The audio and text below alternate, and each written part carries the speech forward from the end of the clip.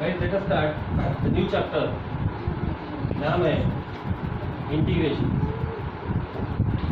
अब integration chapter जब हम पढ़ रहे हैं तो बहुत बड़ा टॉपिक है, इसको हम सिस्टमेटिक वे में पढ़ेंगे और इसमें मास्टरी करेंगे, क्योंकि हमको इसमें मास्टरी करना जरूरी है।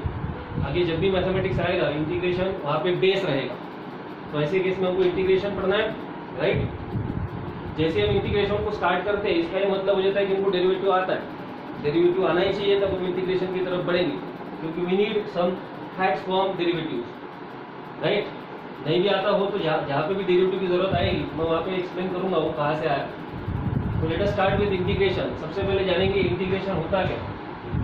Integration is reverse process of differentiation. ये क्या है? डिफरेंशिएशन की रिवर्स प्रोसेस।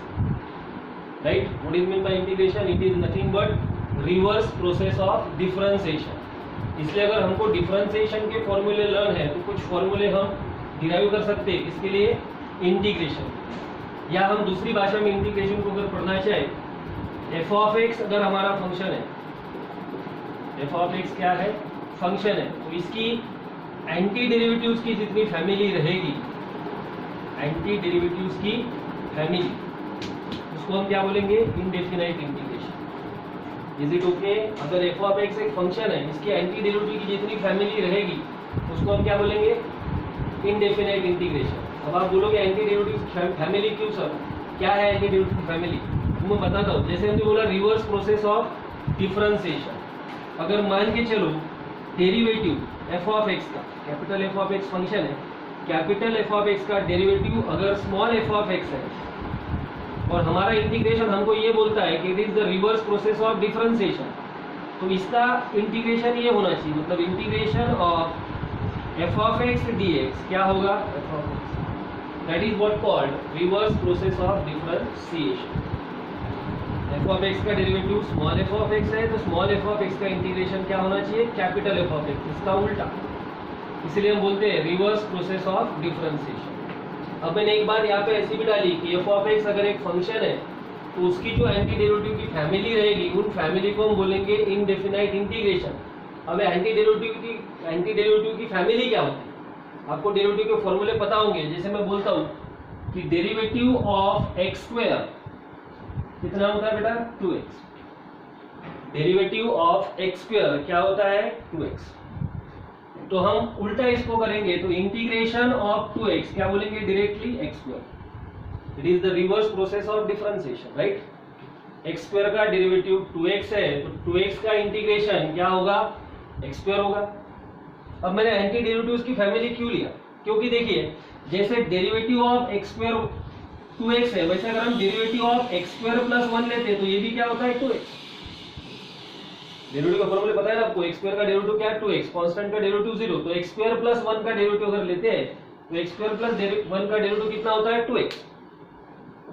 अब उल्टा करो इसका, अब इसका इंटीग्रेशन ये नहीं होगा। देखो 2x का इंटीग्रेशन x स्क्वायर होता है तो इसका डेरिवेटिव ये हुआ। राइट, x स्क्वायर का डेरिवेटिव क्या होता है? 2x, तो 2x का इंटीग्रेशन क्या हुआ? x square. और यहाँ पे 2x का इंटीग्रेशन क्या होना चाहिए? x स्क्वायर प्लस 1 होना चाहिए ना। वैसे हमको दिक्कत एक आ जाएगी अगर डेरिवेटिव ऑफ हम लेते हैं x स्क्वायर प्लस 2, ये भी क्या होगा? 2x होगा।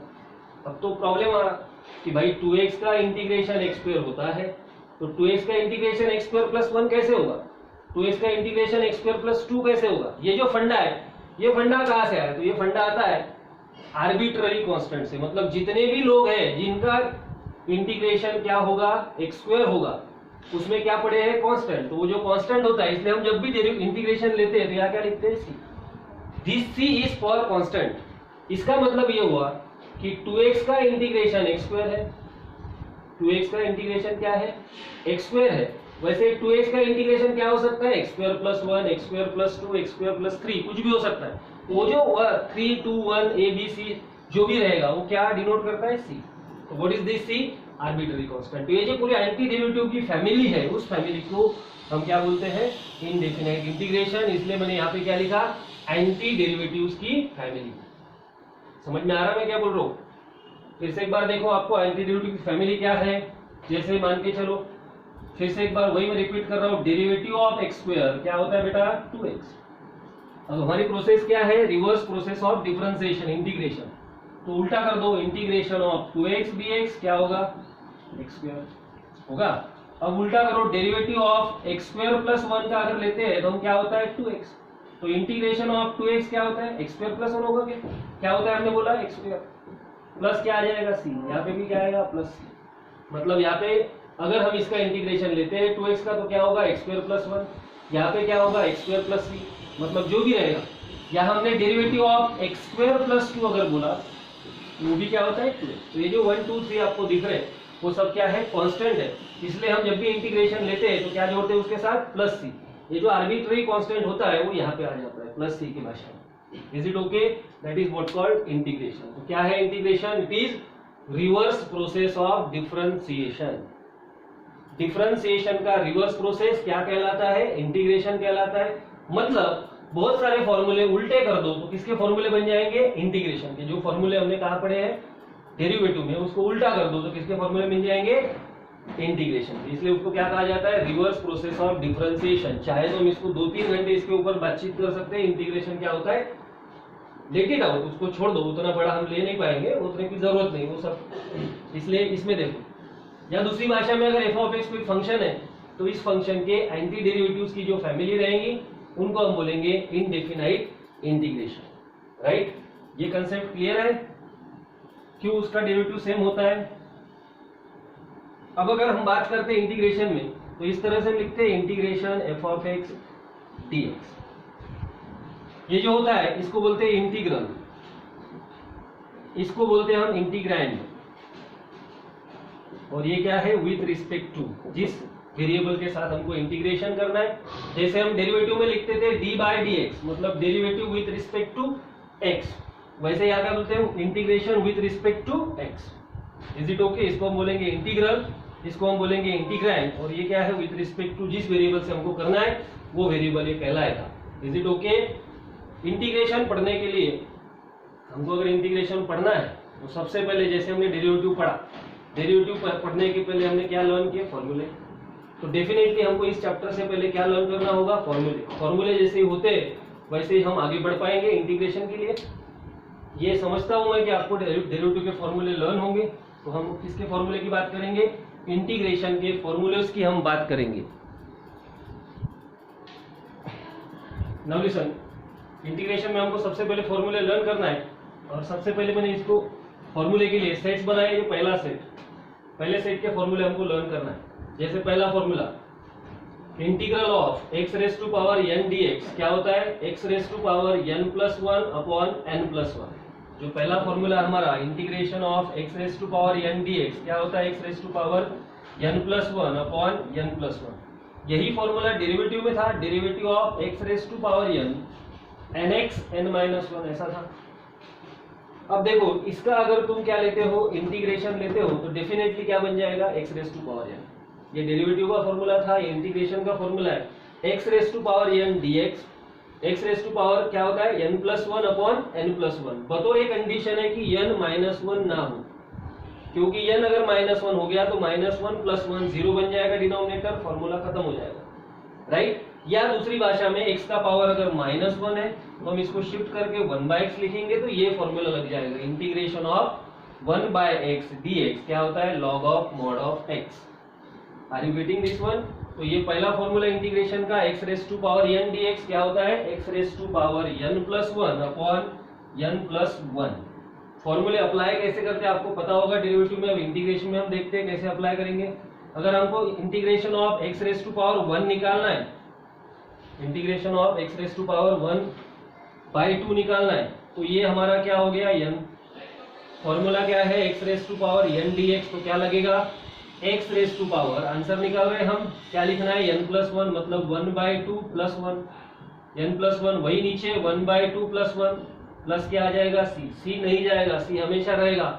आर्बिट्ररी कांस्टेंट वाली जो चेंजेस है वो चेंजेस वहां पे आ जाते हैं। x क्रॉस करिए, ये कितना हो गया, 3/2 बाई 3/2 प्लस c। इस तरह से हम इन फॉर्मूलों को क्या करते हैं, अप्लाई करते हैं। n कुछ भी हो सकता है, जैसे x raise to power a dx, अब n कौन है, a है, तो फॉर्मूला क्या, मतलब अपना फॉर्मूला वही रहेगा, x raise to power n क्या होता है, x raise to power n plus 1 upon n plus 1। तो इसका आंसर क्या होगा, x raise to power n है plus 1 upon n plus 1। Is it okay, is it okay. ये इस तरह से x raise to power n का आगे हम देखते कैसे हम इसको अप्लाई करेंगे, उसी को आगे हम एग्जांपल में देखेंगे। x raise to power n में कुछ भी आ सकता है, x रेज टू पावर -3 है, ये फॉर्मूला अप्लाई करना है, इसको क्या बोलेंगे हम, n। क्या फॉर्मूला लगेगा, x raise to power n क्या होता है, x raise to power n, x raise to power n plus 1, this is your n, n plus 1, n plus 1 plus क्या आ गया बेटा, c। x raise to power क्या बचा, -2, हियर -2 प्लस c। इस तरह से हम कोई भी पावर को हम क्या कर सकते हैं, x raise to power n की भाषा में अप्लाई कर सकते हैं। जैसे 1 upon x raise to power 3 dx, ऐसा अगर कोई एग्जांपल है, फॉर्मूला ये इस्तेमाल होगा, x raise to power n dx। कैसे होगा, अब इस केस में हमको इस टर्म को कहाँ शिफ्ट करना पड़ेगा, न्यूमरेटर में। ये टर्म कहाँ है, डिनोमिनेटर में। क्या है डिनोमिनेटर में, x का पावर 3।